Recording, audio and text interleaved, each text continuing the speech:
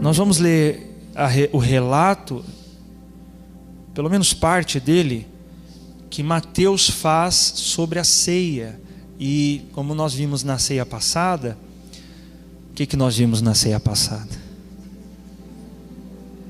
Pastor, não lembro nem que foi domingo. Nós vimos na ceia passada que o critério principal para a gente participar da ceia é... Ninguém se arrisca. É discernir, né? Discernir, ter o discernimento. Paulo fala que quem não discerne o corpo come e bebe para sua própria condenação. Então, a gente sempre que vai participar da ceia, a gente traz uma palavra com o intuito de nos ajudar a ter o discernimento. Discernir sobre o que, pastor? Sobre o pão, sobre o cálice, sobre o que isso significa. Discernir. E na medida em que a gente vai discernindo isso, em que a gente vai entendendo isso, irmão, é impossível ficar de fora, amém? A gente pode ter aquele tempo em que a gente busca se preparar, busca se consertar, mas ficar de fora, quando a gente consegue discernir, a gente não consegue ficar de fora. Quando a gente entende. Alguns tomam de qualquer jeito porque não discernem, outros não tomam porque também não discernem. Então o discernimento ele é fundamental. E aí eu quero ler então o relato de Mateus sobre a ceia e ajudar a cada um de nós a ter o discernimento sobre ela. Olha só, Mateus 26, versículo 26. Qualquer coisa você pode olhar no telão. Enquanto comiam, Jesus pegou um pão, deu graças, quebrou-o e o deu aos seus discípulos, recomendando: tomai e comei, isto é o meu corpo. Então olha só, vamos ler com calma aí. Então o versículo começa dizendo assim: enquanto comiam, Jesus pegou um pão. Então veja que o pão que ele vai pegar não fazia parte da refeição que ele já estava tendo. Presta atenção, você está aí ou não? Diz: enquanto comiam, ele pegou um pão. Então eles já estavam tendo uma refeição antes do pão. E que refeição é essa? O que é que eles estavam comendo antes de Jesus pegar o pão? Você estava de manhã, não vale. O Henrique está 2 vezes hoje. O que ele estava comendo antes do pão? Tem 2 coisas acontecendo aqui. O que eles estavam comendo antes de pegar o pão era o jantar de Pêssar, de Páscoa. A Páscoa, meus irmãos, ela é celebrada com um jantar, conforme instituído por Deus em Êxodo capítulo 12. O Eterno determinou que na celebração de Páscoa fosse feita uma refeição com um cordeiro, com ervas amargas, para que se lembrassem da amargura que eles sofreram no Egito e não se esquecessem que saíram de lá. Um jantar em família. Quando os discípulos vão perguntar a Jesus: Senhor, onde quer que preparemos a Páscoa? Jesus indica uma casa que já estava mobiliada, porque ia ser feito um jantar para que eles comessem. Páscoa, meus irmãos, a Páscoa, meus irmãos, nada tem a ver. Fecha essa porta, por gentileza, por causa dos barulhos. A Páscoa nada tem a ver com o que hoje nós vemos sendo feito como Páscoa. A Páscoa, ela era feita com um jantar numa sexta-noite em família. Se a família fosse pequena, Deus disse que deveria chamar o vizinho para comer junto. A Páscoa nada tem a ver com os chamados ovos de Páscoa que inclusive já peço a você, mãe, a você, pai, que tem uma criança pequena na sua casa, né, você, avó, que quando for com o seu filho, principalmente os pais, né, que for com o seu filho no mercado e você vê lá aqueles ovos de chocolate, não diga ao seu filho: olha, filho, ovo de Páscoa, né? Às vezes você até tenta fugir do corredor, né? Não vou, então tá bom, pastor, não vou nem mostrar, então. Não, pode ir, mas não chame de ovo de Páscoa. Pode chamar de ovo de chocolate. Não tem nada errado com o ovo e nem com o chocolate. Amém? Não tem nada errado com comer o ovo de chocolate, dar para sua criança, de também, se você quiser, dar para o pastor. Não tem nada errado, não tem problema nenhum. O problema está em chamar isso do que, gente? Ovo de Páscoa. Isso é um Olha, eu imagino Moisés se revirando no túmulo quando vê alguém, ouve alguém dizendo ovo de Páscoa. Meu Deus, o que tem a ver com a Páscoa? Não tem nada a ver. Então, chame de ovo de chocolate. Eu sei que é difícil, porque na escola vão pintar o rosto dele de coelhinho, vão falar do ovo de Páscoa, mas na sua casa você tem a liberdade para instruir e dizer: ó, meu filho, é ovo de chocolate. E explica. Porque criança é inteligente e ela capta o que você fala, explica. Você sabia, meu filho, que o animal que é representado na Páscoa não é o coelho? O que é então, mamãe? O que é, gente? Cordeiro. E aí você explica sobre a Páscoa. Assim era feito. O pai da família, na celebração de Pêssar, vai instruir, ensinar seus filhos o que aconteceu no Egito e por que eles estão celebrando aquilo. Então, a gente pode abordar mais sobre a Páscoa. 7 de setembro vai ser a ceia de Pêssar que nós vamos ter aqui na igreja. Então, faça questão de estar presente, gente. Não é um feriado secular. Páscoa é um feriado bíblico. Páscoa é uma festa bíblica. Se você decidir viajar, amém. Mas eu sou da opinião que o cristão não deve ir viajar no feriado de Páscoa. Ele deve congregar. Ele deve ir participar da ceia de Páscoa com os irmãos. Domingo, que é o domingo da ressurreição, do primeiro fruto, está também celebrando ao Eterno. Então é algo que Israel, por exemplo, quando chegava nessa data, os que não estavam em Jerusalém viajavam, mas viajavam para Israel e iam para o templo. Não era uma viagem a passeio, era uma viagem de celebração em obediência à palavra do Senhor. Então, principalmente na sexta-feira, que é a sexta-feira de Pêssar, onde era feita a refeição de Páscoa. Você faça questão de estar conosco dia 7 de setembro. Por que eu falei 7 de setembro? Por causa do feriado, né? Por 7 de abril. No 7 de setembro, você pode viajar. Porque 7 de setembro é feriado secular, tem a ver com a nossa pátria terrena. Aí você pode viajar. Mas Páscoa, meu irmão, faça questão de estar festejando e cumprindo a ordem do Eterno em celebrar a festa, como Paulo fala também em Coríntios. Então, o que eles estão comendo aqui antes do pão? O que eles estão comendo aqui antes do pão era o jantar de Pêssar, de Páscoa. E aí, durante esse jantar, o que Jesus faz?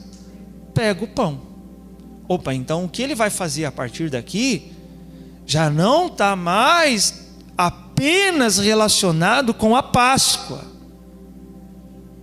Há uma outra cerimônia sendo feita aqui. Presta atenção. Vamos lá, versículo ainda 26. Enquanto comiam, Jesus pegou um pão, deu graças, fez o quê? Quebrou, ele não cortou, ele quebrou. Por isso que não era um pão fermentado, não era um pão inchado, era um pão fino, sem fermento, que para partir tinha que fazer o quê?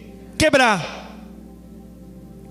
Junto da celebração de Pêssar é feita a festa de Hag HaMatzot, que é a festa dos pães sem fermentos, onde o Eterno ordena Israel tirar o fermento de suas casas, portanto não havia fermento nem no pão e nem no vinho que eles vão celebrar. Não havia fermento. E aí diz, deu aos seus discípulos recomendando, tomai, comei e comer, isto é o meu corpo. Agora o 27. Em seguida, quer dizer, junto com esse pão, fazendo parte do pão, ele tomou um cálice, deu graças e o entregou aos seus discípulos, proclamando, bebei dele todos vós, pois isto é o meu sangue da aliança, derramado em benefício de muitos, para a remissão de pecados.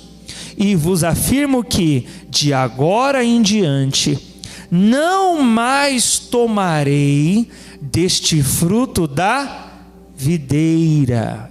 Por isso que o cálice é com o suco da uva, que é o fruto da videira. Até aquele dia em que beberei o novo vinho convosco, no reino de meu Pai. Então quem não tomaria de novo com os discípulos seria Yeshua. Mas os discípulos tomariam entre si, pois ele mesmo disse para eles fazerem isso posteriormente. Presta atenção, você está aí ou não?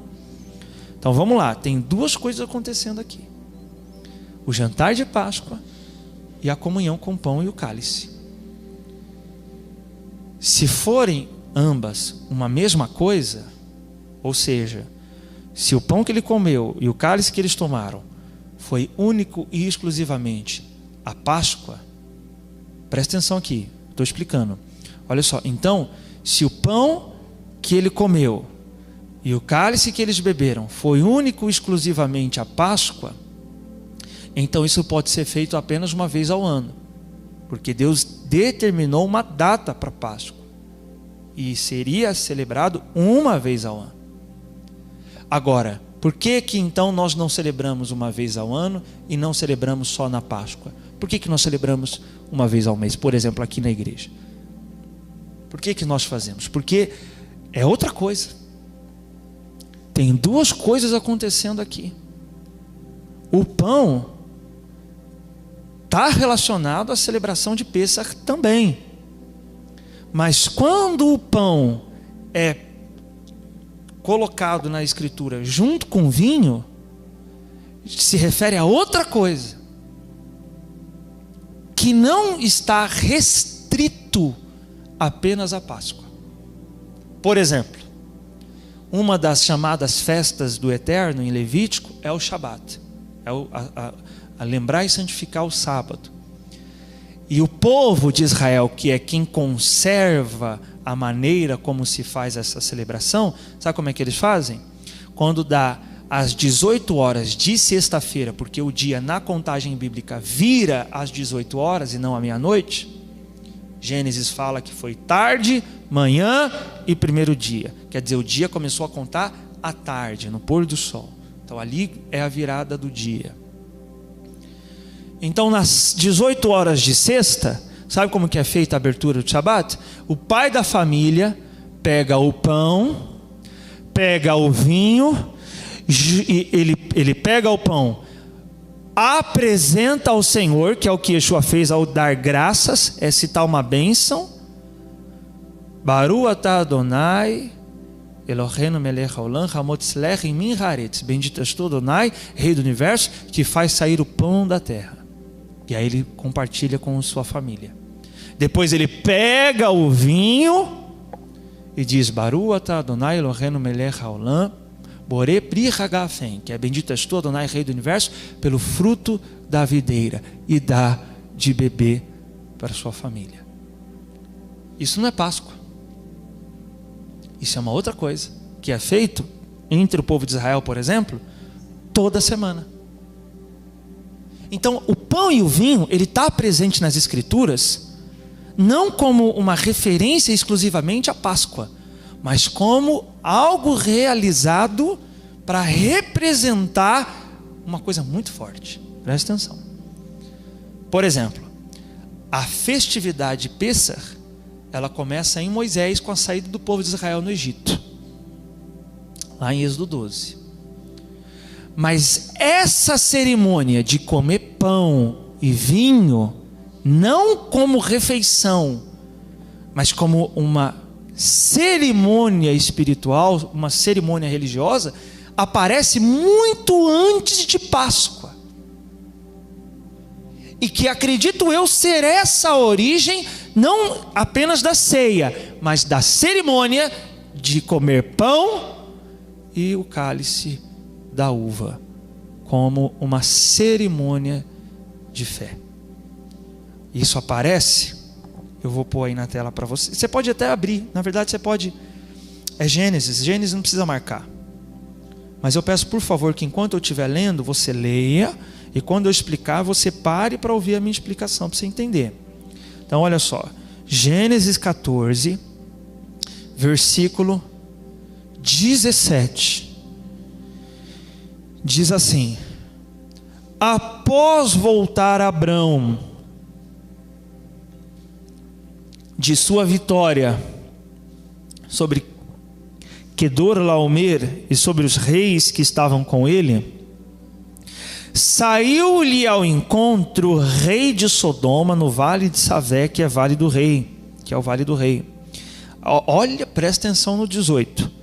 Então Melquisedeque, rei de Salém e sacerdote do Deus Altíssimo, trouxe o quê? Pão e vinho. Para matar a fome de Abraão? Não, olha o que vem logo em seguida no versículo 19. Diga, e abençoou Abraão, dizendo, aí agora deixa eu ler: bendito seja Abraão pelo Deus Altíssimo, que criou os céus e a terra. Seja louvado o Deus Altíssimo, que entregou seus inimigos nas suas mãos. Então Abraão lhe entregou o dízimo de tudo, né, daqueles despojos. Olha a conexão entre o 19, ou entre o 18 e o 19. O final diz, trouxe pão e vinho. E no 19 diz, e abençoou Abraão. Então aquela cerimônia de trazer para Abraão pão e trazer para Abraão vinho, era uma cerimônia por meio da qual Melquisedeque faria o que com Abraão? Abençoá-lo. Então isso aqui é uma cerimônia e não uma refeição. Não é uma coisa profana, comum. Uma bênção a Abraão foi transmitida por meio desse pão e por meio desse vinho. E olha como Paulo vai chamar a ceia. Vai lá para 1 Coríntios 10. 1 Coríntios 10.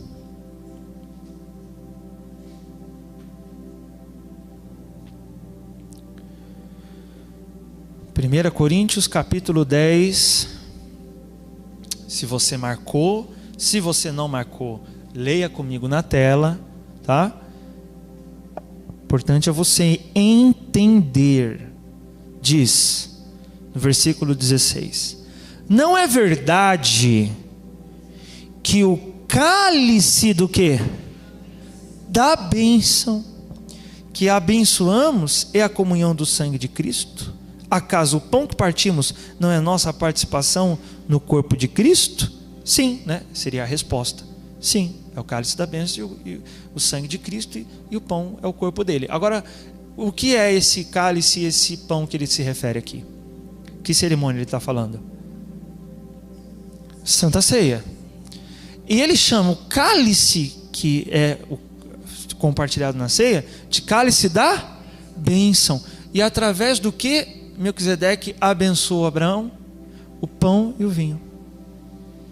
Então você percebe que esse comer o pão e comer o vinho que é apresentado a Deus é uma cerimônia de fé e não uma refeição. Algo que é feito, que era feito muito antes de Páscoa, que também é feito nas festividades, que é feito uma vez por semana e que foi feito a princípio onde temos registro com Melquisedeque e Abraão. Eu acredito, é possível que o que a ceia representa, ou a celebração do comer pão e beber vinho que Yeshua faz com os seus discípulos, sim, está relacionado com Pêssar também, mas tem origem em Melquisedeque. Por quê? Porque o próprio Melquisedeque é um tipo da pessoa de Jesus no Antigo Testamento. Isso está e não sou eu quem digo isso, lá em Hebreus, capítulo 7, eu vou colocar aí na tela, eu não pedi para você marcar, então eu vou pôr aí. Hebreus 7, no versículo 1 diz assim: porquanto esse Melquisedeque, rei de Salém, sacerdote do Deus Altíssimo, que saiu ao encontro de Abraão quando este voltava, depois de haver derrotado os reis e o abençoou, está falando do que a gente leu lá em Gênesis, diz: para o qual também Abraão entregou o dízimo de tudo. Em primeiro lugar, seu nome, o nome de Melquisedeque, quer dizer rei de justiça. Em segundo lugar, rei de Salém, que significa rei da paz. Mas peraí, ele era sacerdote ou ele era rei? Os dois. E não existe isso em nenhuma outra figura que ocupe a posição simultaneamente de rei e de sacerdote. Havia o rei e havia o sacerdote separadamente. Todo rei tinha um sacerdote, mas o rei não era sacerdote, com exceção de Melquisedeque. E quem além dele? Quem é rei e sacerdote? A pessoa de Yeshua. Olha o que Hebreus vai dizer, ainda em Hebreus 7: sem pai, sem mãe, falando de Melquisedeque, sem origem, nem antepassados, sem princípio de dias, nem fim de vida. No entanto, por ser, diga, a semelhança do Filho de Deus, ele permanece sacerdote perpetuamente.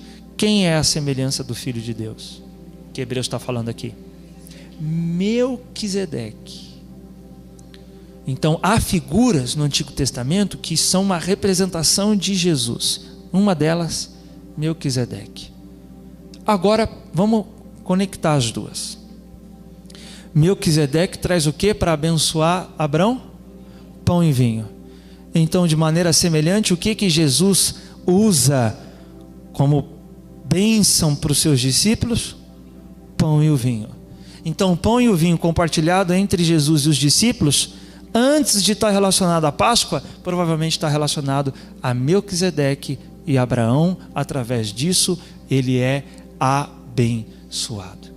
E a pergunta é: quando Melquisedeque fez isso com Abraão? Que dia? Que data? Não tem.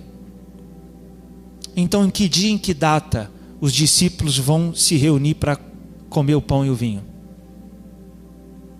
Não tem uma data específica. Vamos ver quando a igreja fazia isso? Lá em Atos 20, eu vou pôr na tela, só um versículo, então é rápido.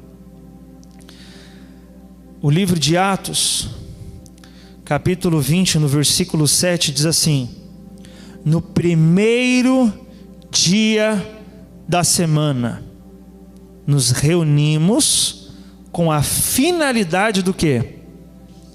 Partir o pão. Isso aqui era uma refeição ou era a cerimônia da ceia? O que vocês acham? A ceia. O que nós lemos aí em 1 Coríntios? Você está aí em 1 Coríntios ainda? Lê aí 1 Coríntios 10, 16. O que fala aí? Final lá. Sobre o pão.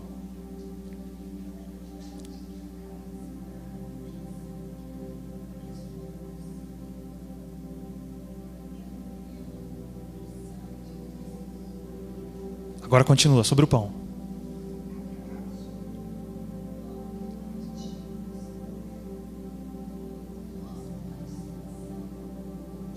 Olha só, o pão que partimos. Então, a partir daí, a expressão partir o pão torna-se uma referência aqui à ceia, porque é o que Paulo fala: o pão que partimos é a nossa comunhão no corpo de Cristo.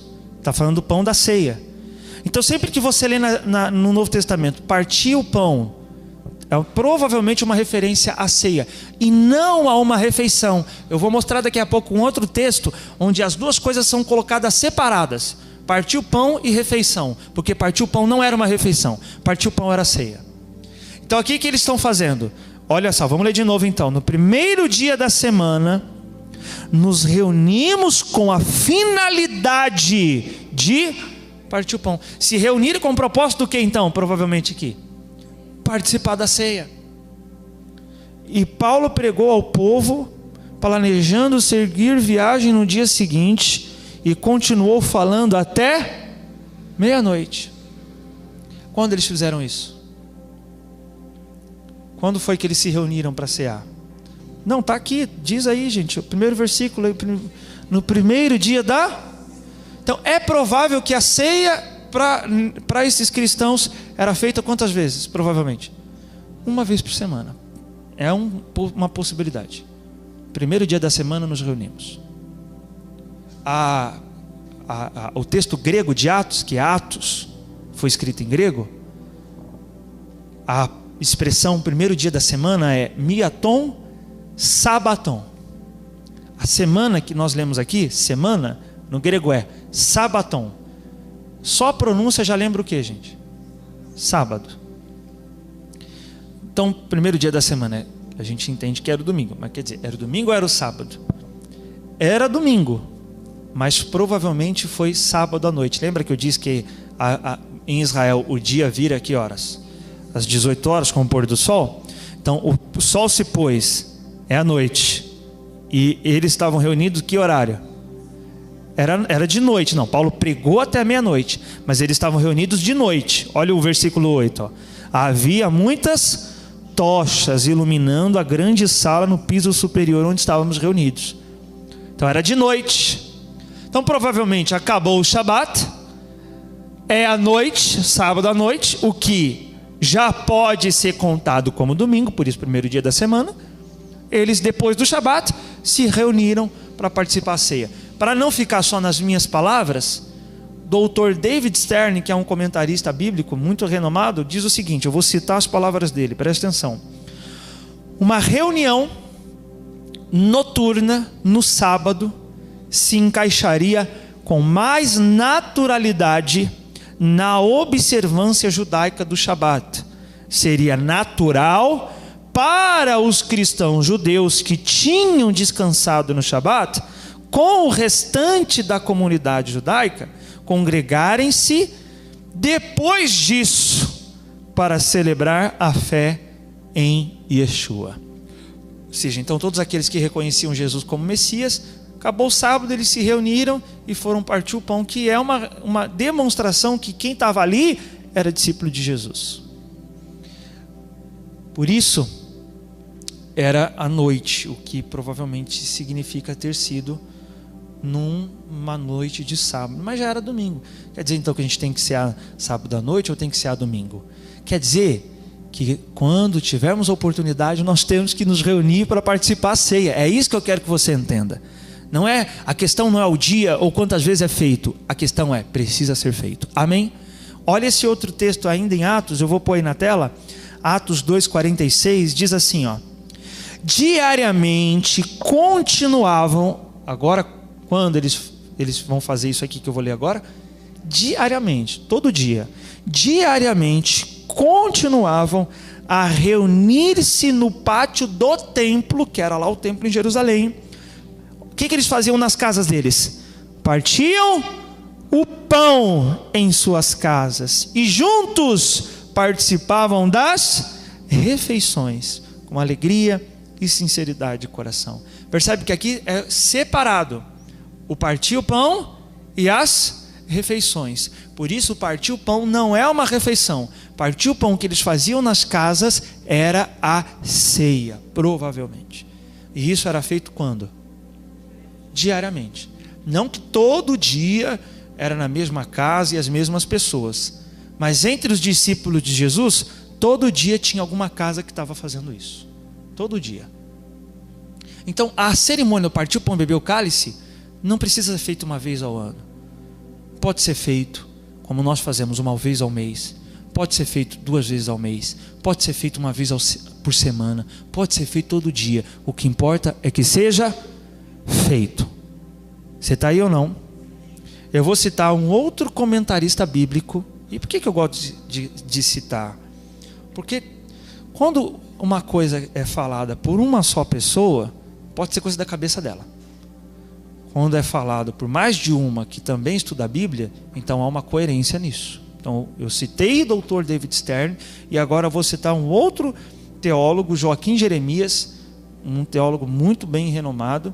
Sobre esse texto de Atos, ele diz o seguinte: essa reunião diária de partir o pão era a continuação daquilo que foi iniciado por Jesus com seus discípulos. Paulo e Lucas se referem a isso, dizendo que, agindo assim, a comunidade cumpria a ordem dada por Jesus na última ceia: fazei isto em memória de mim. O imperativo fazei isto convida a repartir uma ação, e é difícil dizer que essa ação não seja a de partir e distribuir o pão que acabava de ser diretamente mencionado. Quer dizer, não dá para falar que era outra coisa, tem que dizer que era realmente aquele pão que eles partiram, era isso que Jesus se referia. Paulo acrescenta o cálice a ser passado entre os discípulos. Logo, a ordem de repartir não significa que os discípulos devessem repartir palavras, mas que deviam continuar a partir o pão em comum e manifestar constantemente, pela participação da mesma mesa, que eles eram uma comunidade messiânica de discípulos de Yeshua. Então, ele também concorda que provavelmente isso aqui era o que Jesus ordenou os discípulos fazerem, e todo dia tinha alguma casa fazendo isso. E essa cerimônia, ela é ainda anterior à Páscoa, iniciada com Melquisedeque, pois por meio dela, Melquisedeque transfere uma bênção a Abraão. Então há um valor espiritual nisso, por isso é feito muito antes da Páscoa. Uma outra referência também no Antigo Testamento sobre esse comer, né? E aqui agora eu quero ir me aprofundar um pouco mais. Você está aí ainda, gente? Então eu vou continuar. Essa atitude de você comer, Jesus fez questão disso. Façam isso, comam e bebam. Ela tem um valor espiritual muito forte. Lá em Êxodo, eu vou colocar aí na tela, aparece também uma referência com o sogro de Moisés. Êxodo 18, no versículo 12. No versículo 12 diz assim, ó: Jetro, o sogro de Moisés, ofereceu a Deus um holocausto e sacrifícios. E vieram Arão e todos os anciãos de Israel para comerem pão com o sogro de Moisés, na presença de quem? De Deus. O que está acontecendo aqui? Jetro não era israelita, ele era sacerdote pagão, ele não cria no Deus de Israel, mas diante do que ele vai experimentar com o Deus de Israel, ele vai reconhecer que ele é o único Deus, e ele vai oferecer ao Deus de Israel um sacrifício.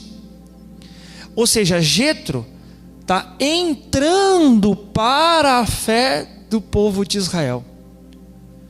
E como demonstração que ele está entrando para fazer parte dessa comunidade, Arão vai lá junto com os anciãos e eles fazem o quê? Eles comem pão. Mas não era um comer de refeição, porque diz que eles comeram na presença de Deus. Quer dizer, foi uma cerimônia onde por meio dela Jetro estava anunciando: eu estou adentrando a fé de Israel, e ele e Arão e os anciãos estavam anunciando que ele estava sendo aceito. Ou seja, é algo sobrenatural, espiritual, não é uma coisa apenas como refeição. Isso também acontecia com os sacrifícios. Olha que interessante, meus irmãos.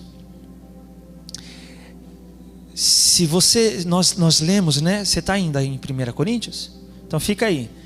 Nós lemos ainda no versículo 16, Paulo falando assim, ó: o pão que partimos é a participação no corpo de Cristo. Quer dizer, quando você come o pão, Então você está passando a fazer parte do corpo dele. É a sua porta de entrada. Você está tendo parte em Cristo. Por isso a necessidade de comer. O mesmo era feito com o sacrifício. Olha como eram feitos sacrifícios em Israel. Eu vou citar aí na tela Levítico capítulo 7, no versículo 15, diz assim, ó: toda a carne do animal deverá ser comida no mesmo dia em que for oferecida em louvor e sacrifício. Não poderá sobrar nada para o dia seguinte. Como é que acontecia? O israelita ia para o templo, levava o animal, o sacerdote matava o animal, cortava o animal, levava esse animal para o altar, que era uma grelha enorme, onde ali havia brasa para assar aquele animal, e depois eles faziam o que com a carne? Comiam. Mas peraí, não foi para Deus? Por que eles vão comer? Olha que interessante, meus irmãos. Vamos ler aí 1 Coríntios 10. Olha o que está por trás desse comer, algo que foi consagrado. 1 Coríntios 10, olha aí no versículo 18. Deixa eu pôr aqui. 1 Coríntios 10, no versículo 18, diz assim, ó: observai quem? O povo, que povo? Então, quem é o povo que a gente tem que observar para entender as práticas de fé nossa? O povo de Israel. Eu não vou observar o povo hindu, o povo japonês. Que povo?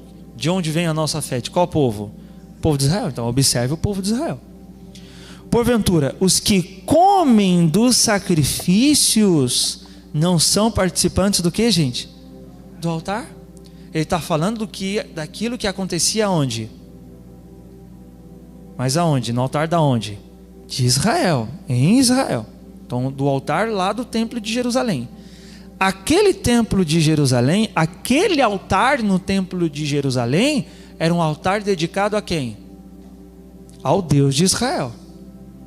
Então o sacrificante, o ofertante levava o animal, o sacerdote apresentava a Deus no altar, e agora que a carne foi apresentada a Deus naquele altar, a carne passa a representar o Deus daquele altar. E aí depois o ofertante faz o que com aquela carne? Come. Quando ele come, ele está tendo parte com o quê? Com aquele altar. Ou seja, em outras palavras, ele está tendo parte com aquela divindade que o altar representa. Você está entendendo ou não? É uma forma de ter comunhão com Deus, é comer uma carne que foi apresentada no altar desse Deus. Paulo vai dizer que esse princípio se aplica a qualquer altar. Olha aqui que eu estou explicando. Ele se aplica a qualquer altar, seja no altar do Deus de Israel ou no altar dedicado a uma outra divindade. Olha o que ele vai dizer no versículo 19. Ó. Sendo assim, o que estou querendo dizer? Será que o sacrifício oferecido a um ídolo significa alguma coisa? Ou o ídolo tem algum valor? Não. Quero enfatizar que o que os pagãos sacrificam é oferecido, isto sim, a quem? Aos demônios. Então, por trás de uma divindade idólatra está não a divindade, mas está quem? Um demônio. Então, tem lá o Deus dedicado a Brahma. Brahma existe? Não, mas existe um demônio por trás dessa divindade. E aí olha só: aos demônios e não a Deus. E não quero que tenhais qualquer comunhão com quem? Como é que um cristão ia ter comunhão com o demônio, gente? Comendo o que foi sacrificado a ele. O cristão não ia por um templo apenas satânico, fazer um sacrifício de sangue e um pacto com o demônio. Mas eu não tenho um pacto com o demônio. Mas Paulo fala: se você come uma carne que foi consagrada num altar pagão, e você come essa carne, você passa a ter comunhão com a divindade representada por aquele altar. Como a divindade não existe e o que existe são os demônios por trás dela, então passaria a ter comunhão com quem? Com os demônios. E aí ele vai dizer que o mesmo se aplica à ceia. Olha o que vai dizer no versículo 21. Não podeis beber do cálice do Senhor e do cálice dos demônios. Não podeis participar da mesa do Senhor e da mesa dos demônios. E aí lá no versículo 16, só repetindo como nós já lemos, ele diz: não é verdade que o cálice da bênção que abençoamos é o quê? A comunhão do sangue de Cristo. Então quando a gente pega o pão e consagra a Yeshua e come, a gente está recebendo quem? A gente está internalizando o próprio Yeshua. Quando a gente pega o cálice, consagra e bebe, a gente está passando por meio daquilo a desfrutar de uma comunhão com Yeshua. E Paulo diz que isso é uma lei espiritual, não se aplica tão somente ao que é consagrado no altar de Deus, mas a qualquer altar que seja dedicado a uma divindade. Um alimento consagrado a uma divindade passa a representar aquela divindade, e quem come desse alimento, ingere, é como se internalizasse a própria divindade representada naquele altar. Por isso ele vai proibir comer coisas dedicadas a ídolos, como os apóstolos também vão fazer em Atos. Agora, quando nós discernimos isso, nós compreendemos que o que nós fazemos ao comer e beber não é uma refeição, é algo sobrenatural que está acontecendo. Amém, gente? Para terminar, vai aí em João 6. João 6.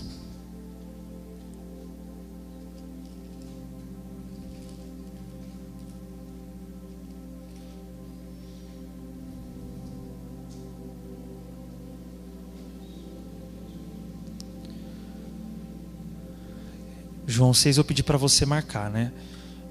E aí, gente, por favor, mesmo que eu use o telão, não deixe de trazer sua Bíblia, você que puder, tá? Que eu sempre peço para você marcar alguns livros. Então, nem que seja um livro que você for ler, acompanhar a leitura com a Bíblia, faça questão de trazer sua Bíblia. Porque se você não lê a sua Bíblia aqui na igreja, eu tenho muita dúvida se você lê ela na sua casa. Se você lê, amém, amém. Glória a Deus por isso. Mas traga a sua Bíblia, tá? Então, João 6,51 diz assim, ó: eu sou o pão vivo que desceu do céu. Se alguém comer deste pão, viverá eternamente. E o pão que deverei dar pela vida do mundo é a minha carne. Houve então grande discussão entre os judeus, que esbravejavam uns com os outros. Como podes este homem dar-nos a comer sua própria carne? Então Jesus os advertiu: em verdade vos afirmo, se não comerdes a carne do Filho do Homem e não beberdes o seu sangue, não tereis o que, gente? A vida aonde? Dentro de vós. Presta atenção, você está aí ou não? Então, quando eu como o pão que representa o corpo e bebo o sangue que representa o cálice que representa o sangue, a vida dele está entrando em mim. E pelas escrituras, não responde Henrique, aonde está a vida? Não, no corpo humano, onde a vida está? No sangue. Levítico 17:11 diz, porque a vida da carne, né, do corpo, está no sangue. Por isso que não se pode comer carne com sangue. É proibido na Torá e é proibido pelos apóstolos aos gentios. Porque a vida está no sangue. Agora vamos pegar esse princípio. O cálice então representa o quê? Sangue. Você bebe o cálice, você está internalizando o quê? A vida de Jesus dentro de você. Por isso a importância de comer, literalmente, e beber, literalmente. Ele continua dizendo o seguinte: todo aquele que comer a minha carne e beber o meu sangue tem a vida eterna, e eu o ressuscitarei no último dia. Pois a minha carne é verdadeira comida, e meu sangue é verdadeira bebida. Aquele que come a minha carne e bebe o meu sangue permanece em mim e eu nele. Assim como o Pai que vive me enviou e eu vivo por causa do Pai, assim aquele que se alimenta de mim viverá por minha causa. Esse alimentar-se dele não está falando só de ouvir a palavra dele, não. Ele está falando literalmente do que, gente? Comer o corpo e beber o sangue, que depois na ceia ele explica ser representado pelo pão e pelo cálice. Ele diz que fazer isso é se alimentar dele e receber, internalizar em nós a vida dele. Ter comunhão não com demônios, mas ter comunhão com ele por meio do pão e do cálice. Amém, gente? Fique de pé no seu lugar.